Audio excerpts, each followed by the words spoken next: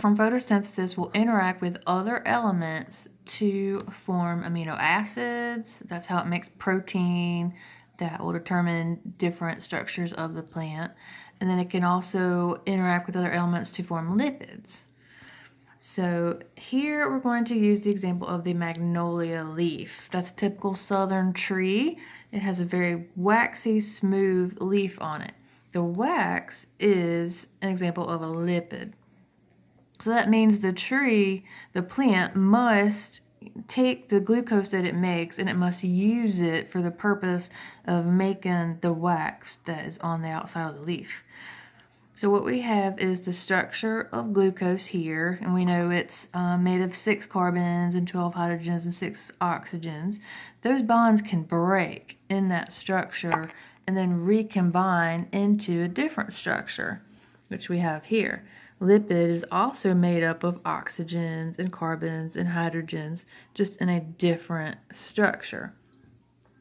So this is telling us that the glucose can rearrange itself to make other things needed by the plant. So you will just answer here what elements from glucose, which of these elements are used and also included in a lipid structure.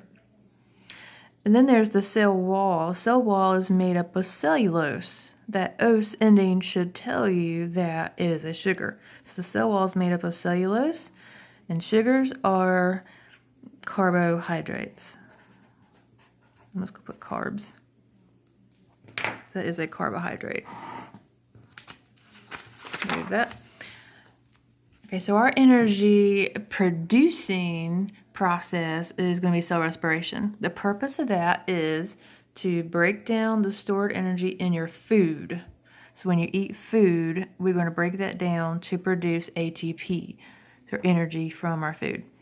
That is performed in plant and animal cells and 2 different organelles. It could be the cytoplasm, so that is here, and then other parts will happen in the mitochondria. So 2 different locations in the cell that cell respiration would occur. You're going to start by explaining what happens in step 1. That is what's shown here. Glucose, that's your food going into your cells. First thing that happens is glycolysis. The lysis root of that should tell you that it's breaking down, because lysis means to break down. Glyco refers to the glucose. So we are breaking down the glucose. From that, we get a little bit of ATP. We get 2 ATP produced from that. We're also producing some pyruvic acid. And then anytime you break stuff down, you give off electrons. That happens in step 1. You would just summarize that over here. Where does this occur in the cell? All of this has been in the cytoplasm. We have not gone into the mitochondria yet. Step 2 is where we do go into the mitochondria. That pyruvic acid that we made, as long as there's oxygen present in the cell, that pyruvic acid that was formed will now go into the mitochondria and go through this process called the Krebs cycle. So the Krebs cycle is going to take that pyruvic acid and sort of change it around to produce, we're going to give off some CO2, because we all know that we breathe out CO2. And we're also going to make a good bit of ATP from that. There's our energy production ramping up for us. So that is step 2 all the way through here. You would just summarize that here. Where did it happen? Well, we have gone into the mitochondria now.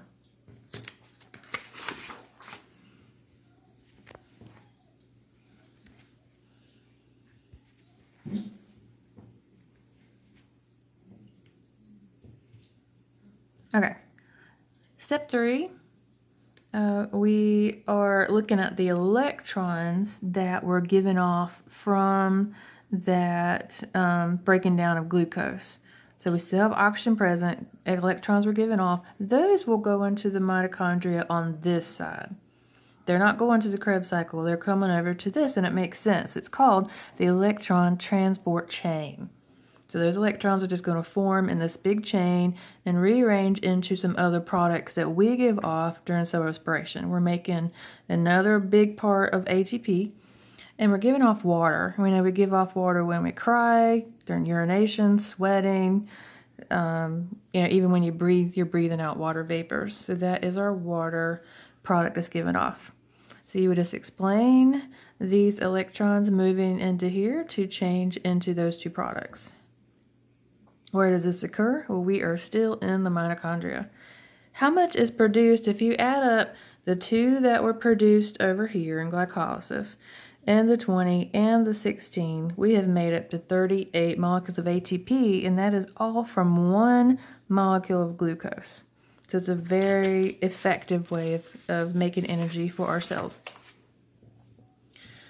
However, there are 2 conditions of cell respiration. What we have just gone over is the condition where oxygen was present, and that is called aerobic respiration. So aerobic means with oxygen. There's also conditions where oxygen is not adequate to our cells, and that's called anaerobic respiration. An means without, so without oxygen. So the rest of this is going to be about that condition, anaerobic. You athletes out there would relate to this. Anytime you have vigorous exercise or in your gym, you're doing those kind of things that it takes to build muscle.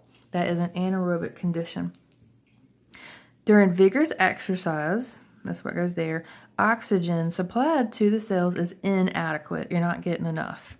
And so the process is only going to occur in the cytoplasm. So we're not going in the mitochondria at all. And that is why you're only going to create 2 molecules of ATP total for every glucose molecule that you eat.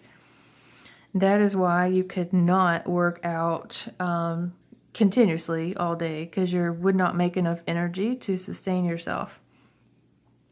So this picture here is all occurring in the cytoplasm. So this would be, for us, it would happen in a muscle cell. We still have that glucose going into the cell. It's going to be broken down just like before. So lysis, we're breaking down the glucose. From that, we're making 2 molecules of ATP, and we're giving off that pyruvic acid. We're also, should have added this to the paper, but add this, we're also giving off CO2. So I'm adding that here. In the muscle cell, the other thing that we would notice after you work out is the fact that you get sore. That's because when you work out to build muscle, you are creating tiny tears in your muscle fibers. That's how the muscle gets bigger. But this lactic acid is going to be formed in a muscle cell as a product of this respiration process. So the lactic acid is a product in muscle cells. Another type of cell that does this process is yeast. That's how we make bread and alcohol, things like that. So the yeast will not make lactic acid. It will still go through all of this, but it'll make alcohol instead, along with that CO2. So in our muscle cells, we are doing something called lactic acid fermentation, because you're creating lactic acid in your muscles. Yeast would be doing alcohol fermentation, because they're creating alcohol in their cells to make energy. So you would just answer these questions here. Where in the cell does all of this occur? And we have not left the cytoplasm for this. So total for either muscle or yeast cells, we're only making 2 molecules of ATP. All right, so hopefully you filled that out. Make sure you save your annotated note sheet to your Google Drive, and so you can submit it through the Canvas file upload.